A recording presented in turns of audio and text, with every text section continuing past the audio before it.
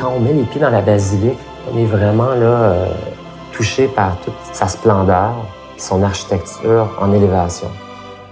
J'ai tout de suite su qu'on avait vraiment la possibilité de créer quelque chose d'unique, grandiose.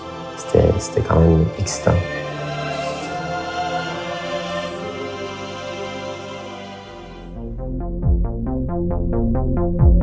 Donc, au début, j'ai vraiment juste travaillé sur les premières lignes d'expérience au niveau du storytelling, la division des 3 chapitres. L'acte 1, la naissance de la lumière. L'acte 2, les obstacles. Et finalement, à ciel ouvert. On aimait Aura comme titre parce que c'était humain. Puis l'aura aussi, ça représente la lumière.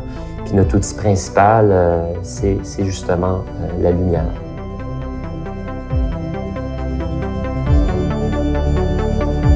Mon rôle est vraiment de guider les équipes, de les appuyer tout au long du processus. S'assurer aussi que la vision qu'on a développée est respectée là, du début jusqu'à la fin.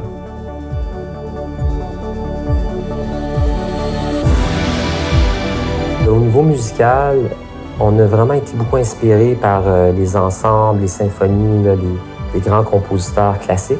Donc, on a travaillé vraiment là, conjointement avec Gabriel Thibodeau sur la composition de la musique et Marc Bell là, de Troublemakers. Dans le fond, c'est important pour nous vraiment là, de créer puis de tisser des liens par rapport à la musique et aussi la vidéo. La première fois que je suis rentré dans la basilique, j'ai vraiment été surpris parce que je pense que c'est la première fois de ma vie que je voyais un endroit religieux aussi coloré. Ma première réaction a été « Waouh, comment on va faire ?» Parce que généralement, quand on fait du mapping, on projette sur des surfaces grises ou des surfaces uniformes. Là, c'est un camailleux de couleurs qui fait que c'était un challenge supplémentaire au-delà des challenges qu'on avait déjà.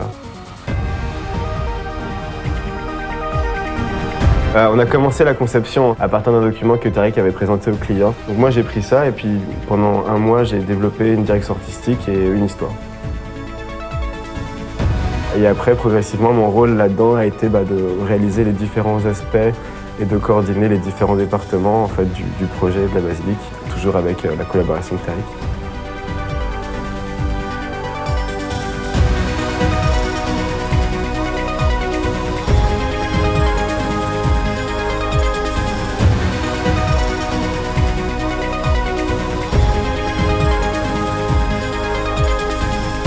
L'une des envies très rapidement qu'on a eues, étant donné la complexité du support de projection sur lequel on travaillait, ça a été d'aller faire des tests sur place.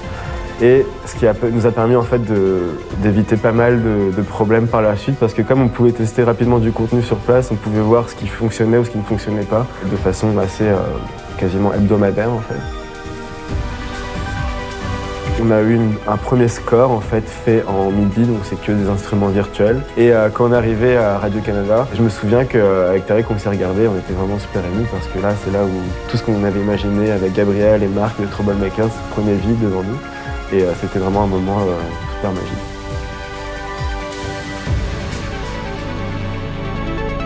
Dans l'histoire de Moment Factory, Aura a vraiment été le projet de mapping le plus complexe qu'on a été amené à faire jusqu'à aujourd'hui. Ce qui nous rend le plus fiers, c'est vraiment de faire partie du paysage culturel de Montréal et en un sens, ça nous permet de redonner à la ville tout ce qu'elle nous inspire et de pouvoir faire partie de tout le panel créatif que la ville peut proposer et devenir aussi maintenant à notre tour avec Aura une destination culturelle.